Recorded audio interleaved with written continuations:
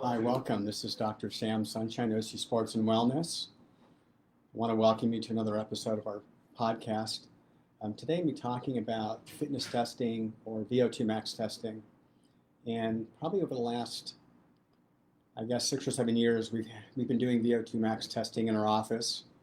I inherited some antiquated equipment from Dr. Herman Falsetti, who was one of the pioneers in fitness testing and was doing a lot of VO2 max testing in the 90s, even mid 80s, 90s. He's a cardiologist originally from Iowa, great guy. And he wanted to perpetuate the fitness testing. And so we talked and I kind of took over some of his equipment. And since then we've upgraded. Right now we currently use a VMAX Encore system, which is a very scientifically validated medical grade piece of equipment. It's a gas analyzer. And what we are able to do is measure oxygen consumption and carbon dioxide production during exercise. And that's basically the information we get to generate results for a VO2 test or a fitness test. So the question is, why test?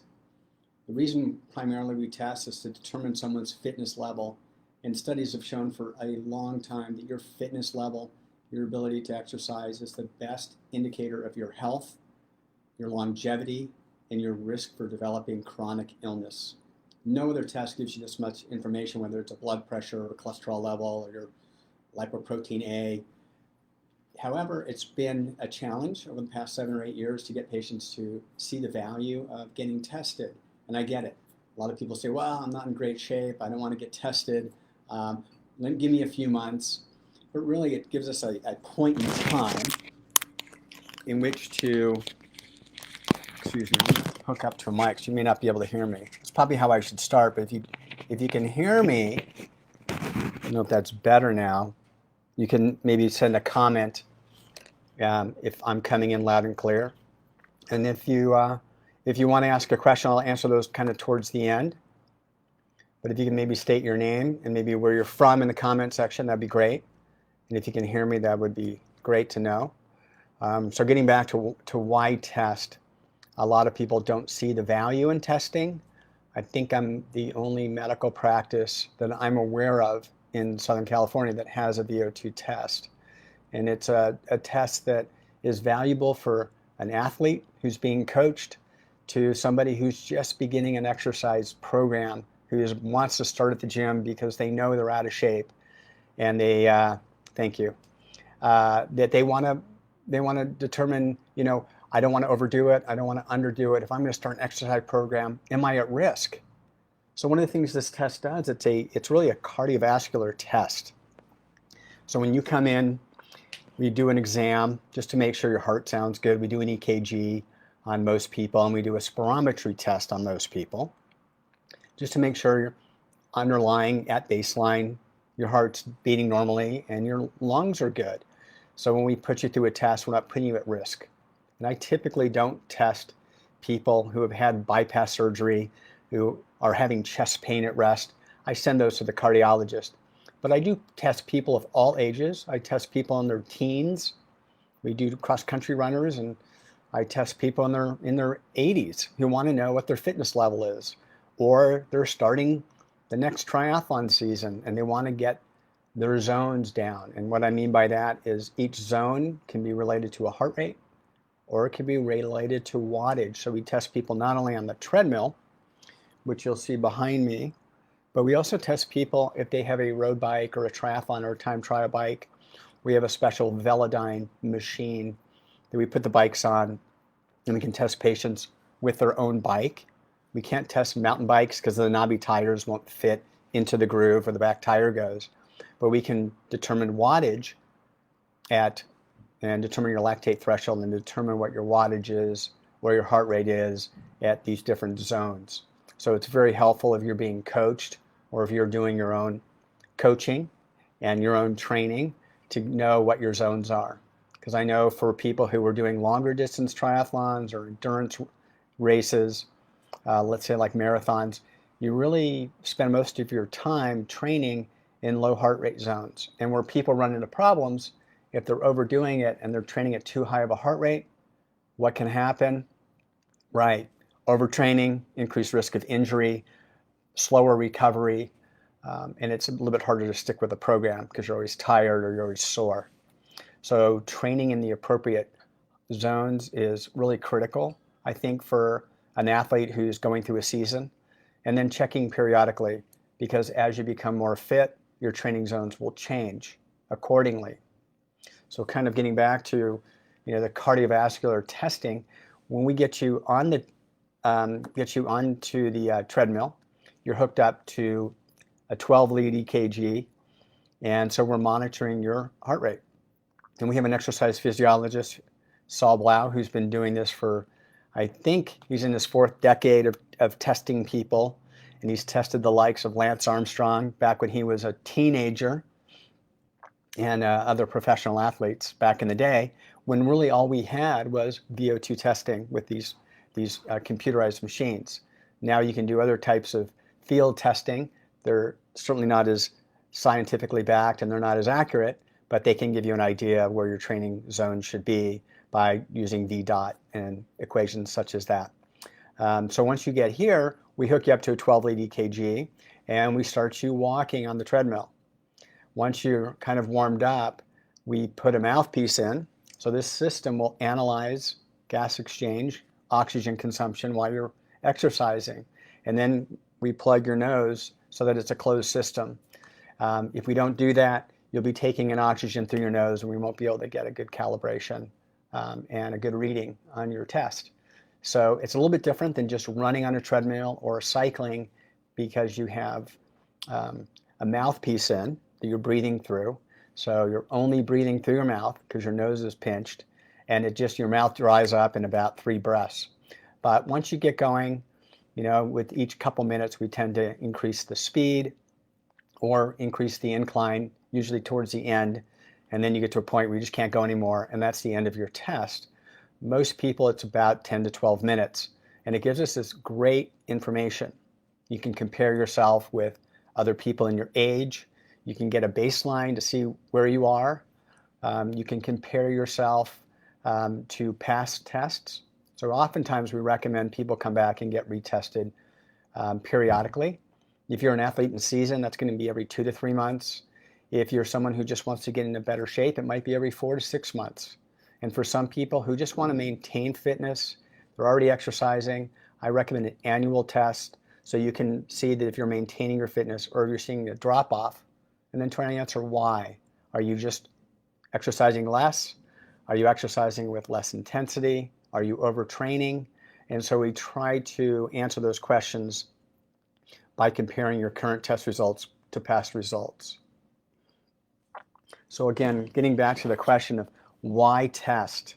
There's so many different reasons. But again, if you're an athlete, kind of explain a little bit about that. But if you're just a non-athlete as well, but you just kind of want to know what your fitness is, this is a great test. It's covered by most insurance plans, and so cost is really not the issue. We've tried to keep the costs down so it's very affordable, even for people who maybe have an HMO plan or with Kaiser, because we would be out of network with those insurance companies. But it's a great test to have. We have picked up people with underlying heart disease. So again, people who have significant cardiovascular disease, I refer those to cardiologists because that would be appropriate to screen them in that setting. But for people who don't have significant underlying cardiovascular disease, this is a great test because we can pick up what's called ischemia or exercise-induced ischemia, which is where your heart's not getting sufficient oxygen while you're exercising. And again, that bout of exercise gets harder and harder as you go through the test, and your oxygen demands go up. And if you have any narrowing in your coronary arteries like we talked about last week, that's going to give you symptoms. And you may not even feel it. So there are some people who can have ischemia in their heart and not feel it, but we can see changes on the EKG pattern on our big screen here, right behind me. So there have been some people where we've had to stop the test prematurely because they have ST segment depressions, or they go into a different type of a heart rate, like like a bigeminy or a trigeminy type pulse, so or heartbeat. So again, a lot of good reasons to get tested. Again, heart disease, #1 cause of death in men and women worldwide, and really nothing comes close. So trying to do things that you can do to screen for your health. And again, cardiovascular fitness is one of the best tests to get to determine your overall health, and maybe we might pick up some underlying cardiovascular disease. Another reason to get tested is to monitor your progress. I know for some of our patients, getting tested, given an exercise prescription at the end of the test, they go home and they try to stick to it. And it may be exercising at this heart rate for this amount of time, this many times a week. So for instance, you may get a prescription from the exercise physiologist who wants you to keep your heart rate zone between 120 and 135 for 15 minutes 3 times a week. And in 4 months, 3 or 4 months, you come back and we get retested. So we can monitor progress. This test helps motivate people. One of our patients said it gave him purpose, because before he didn't know how hard to go or what to shoot for. And so this gives people a goal, and it gives you a template to where you try to stick to it. I know for me, if I'm following a workout plan or a calendar that has my workouts on it, I'm more apt to stick to it. I'm going to be challenged to try to stick to it, rather than just being haphazard, thinking, okay, what am I going to do today, after you wake up, and then you make a decision, and oftentimes those plans fall through because there's some conflict in your schedule. So the nice thing about fitness testing and getting an exercise prescription is it gives you kind of a roadmap over the next few months of things you can do to improve your fitness. And then when we retest, we can see how well you've done, because again, studies have shown clearly over quite a long period of time, those people, if you were to break up fitness into quartiles, and you take people that are in the top quartile for fitness, and you compare them to the bottom quartile of fitness, the life expectancy difference is 25 years. I mean, that is dramatic. And you can help people increase their fitness, but you've got to measure it. And so this test is absolutely fabulous. So if you're listening to this, I really encourage you to think about scheduling a test with us or sharing this information with somebody else who may find the benefit. Again, we've been doing this for quite some time, and I always find it's hard to get, I feel like I have to cajole patients to come in and get tested. I myself will get tested 3 to 4 times a year. If I'm in training, which I'm going to start probably in December again for next year, because this year, due to the pandemic, there haven't been any races, and I'm going to get a baseline. And I'll be testing about every 2 to 3 months to make sure my fitness is improving. My heart rate at different zones will be changing, so I'm going to make those modifications. So when I'm exercising and keeping it in a low zone, I'm now going to probably be at a higher heart rate than before because I'm more fit, if that makes sense. And then again, it prevents me from overtraining. And I think overtraining is a big problem, and it leads to injury. So when you look at statistics for marathon runners, what percentage of marathon runners will incur an injury during their training prior to a marathon? It's about 90%. So again, VO2 max testing can help lower risk of injury due to overtraining. And this has been well documented. So again, another reason to take advantage of this. Again, this is not just for athletes. This can be for anybody of any age, any gender, where you can get an idea of just how fit you are. And again, we compare this to how fit you are relative to other people in your age range. And it can be a wake-up call.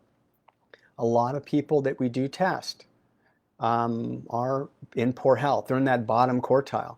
And so I really try to emphasize to them, you've got to make this, you've got to make these fitness goals a priority. Because if you don't, you're going to shorten your life expectancy. Your risk for chronic illnesses like cancer, heart disease, type 2 diabetes, Alzheimer's disease, all go up. And if you don't think that I'm telling you the truth, guess again, because I'm giving you real information. This is not something that I'm making up. And again, these tests can help motivate and incentivize people. Because I do have some patients that come in, they see that they're in fair or poor health, and it does motivate them to stick to a plan and to come back and get tested periodically. And what we see almost across the board is people improve their fitness. They may go from that lower quartile to the second or even third quartile over a relatively short period of time. I mean, our bodies are amazing and they respond well to exercise. Our bodies are designed to move. I think most people who are in the fitness industry understand that, and they preach it all day long. Unfortunately, the majority of the people in the United States are sedentary, doctors included, and it's a shame that people don't understand the value and the importance of regular exercise. The Surgeon General recommends 150 minutes of mild to moderate exercise a week, or 75 minutes of higher intensity exercise per week. Most people in the United States don't achieve that, and that is the minimum. And I think, again, you can overdo exercise. It's kind of like a J-shaped curve. The more you do to a point is beneficial. Too much exercise, we do see some increased risk for injuries over long duration, maybe increased risk of heart arrhythmias. So again, you can overdo it, but that is rare. What we see most of the time is people under-exercising, and as a result, increased risk of type 2 diabetes, heart disease, Alzheimer's disease, and cancer. The benefits of exercise are well documented in the medical literature, and it's a shame that we don't teach elementary school kids, high school, junior high school kids, college students, and beyond. This should be compulsory. When I was growing up, physical activity was just part of the day. It was the part of the day that I looked most forward to. They don't have that. It's not mandatory anymore. And I can't remember when that changed, but I think it was in the 90s where they just said it's an option. If you're in junior high school or high school, exercise is an option. And most kids have opted out. Most students have opted out from exercise because they've got a shower, they're embarrassed, they have to bring a change of clothes, and they've got to deal with the sweaty clothes, and it's become an inconvenience to exercise, which is really unfortunate. But that's kind of what we live in such an automated society. America is, we've become very sedentary, and as a result, have the highest rates of chronic illness compared to any country, any westernized country. I think we rank 37th after Costa Rica and just ahead of Bahrain in terms of overall health for a nation. So again, the fitness testing is available here at OC Sports and Wellness. You can Google our websites, ocsportsandwellness.com. We're in Foothill Ranch, which is in South Orange County in California, and we'd be happy to give you more information. We do have a lot of information on VO2 fitness testing on our website. They can answer a lot of your questions. Again, we are currently testing mostly athletes. I'm trying to get my patients to see the importance of this, and it really is for everybody. It's not exclusive for athletes, but it's really for everybody to be aware of their fitness level. And you do get a number at the end. If we are able to take you through the full exercise test, you get a VO2 Max score, and it's a number, and you can compare yourself to other people in your age group, and you can see how you can improve over time, and that's really rewarding, I think, as a patient, to know that you can improve your fitness, and we see that in people who stick to the plan. So I'm going to open up to questions. If anybody has any thoughts, questions about VO2 testing, that would be great. Sorry if I spoke too fast. I feel like I'm just babbling here. I was hoping to, at some point in the future, have Saul Blau on to interview him. He's the exercise physiologist I've been working with, and he can go over a lot more of the scientific part of the fitness testing and some of his stories of what he's seen over the years. Again, the patients that inspire me are the ones that take it to heart. They take the results and they know they want to improve upon them, and they want to be healthier. And being more fit is a direct correlation with your health. And so they feel like when they get their exercise prescription when they leave, they have purpose. They know exactly what they need to do, how to keep their heart rate for how long, how many times a week, and then they're coming back and getting retested. And it's very exciting for me, because right now with the healthcare situation, we look at cholesterol, we look at blood pressure, and then we basically will wait until you have your first heart attack or stroke, and then we're like, okay, now we got to treat you. And that's our medicine. Healthcare in this country is very reactive. It's not proactive. I think the VO2 testing is very proactive, and I think it's something that everybody should do. It should be compulsory. And I've thought about with my practice, but I'm not going to mandate that everybody who joins our membership model has to do VO2 testing, but I do encourage people to do that. The nice thing about the VO2 testing too, it really can pinpoint your heart rate or your wattage in terms of determining where to keep your heart rate during exercise, again, to prevent overtraining or undertraining.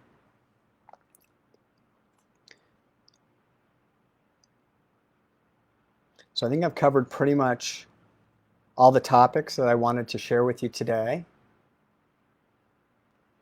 Again, if you have any questions, ocsportsandwellness.com. There's a lot of information on our website. This is our equipment that we use. This is our VMAX Encore machine. It is top of the line, highest grade medical cardiovascular testing equipment that is available. We do treadmill testing as well as cycling testing with a triathlon time trial bike, or if you have a road bike. And so I encourage you to schedule an appointment, come in, see what your VO2 max is, see how you do, and get some feedback. So we'd love to see you. Otherwise, I'd like to thank everyone who was listening today, and look forward to next Thursday. I don't have a topic yet. If there are things you want to hear, please let me know. And then again, I hope in the future to have Saul on to kind of give his words of wisdom regarding fitness testing, the benefits of fitness testing, and some of his experiences with fitness testing over the last 30 plus years. Thank you very much.